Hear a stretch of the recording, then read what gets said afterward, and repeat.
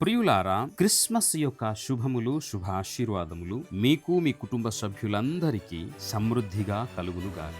జ్ఞానుల యొక్క వార్తను విన్న హేరోదు రాజు, రారాజు తన ఇంట్లో పుట్టవలసింది పుట్టలేదే అని భయపడ్డాడు, కలవరపడ్డాడు. అక్కడున్న వారందరూ కూడాను కలవరం చెందారు. శాస్త్రులను పిలిపించి పరిశోధించి తెలుసుకున్నాడు. తర్వాత జ్ఞానులతో అన్నాడు కదా, మీరు వెళ్ళి ఆ రారాజును పూజించి ఆ వార్తను నాకును పంపుడు, నేను వచ్చి ఆయనను ఆరాధించదనని అసూయతో చెప్పి పంపించాడు. జ్ఞానులకు దేవుడు తన దూత ద్వారా వేరే మార్గము గుండా వారి స్వదేశానికి నడిపించాడు. మత్తాయి సువార్త 2:12 ఈ వృత్తాంతము వ్రాయబడింది. ప్రియులారా, నీవు సత్య జీవ రక్షణ మార్గంలో నడవాలని ఆశిస్తే గనుక లోకమెంత కుట్ర చేసి కుయుక్తి చేసి నిన్ను వేధించి బాధించి హింసించినా గాని దేవుడు నిన్ను విడువడు, ఎడబాయడు. అపాయము నుండి తప్పించి నిత్య మోక్షానికి నడిపించుటకు ఈ లోకంలో సాక్షిగా నిలువబెడతాడు. ఈ క్రిస్మస్ కారణం యొక్క ఆశీర్వాదములు మీకు, మీ కుటుంబ సభ్యులందరికీ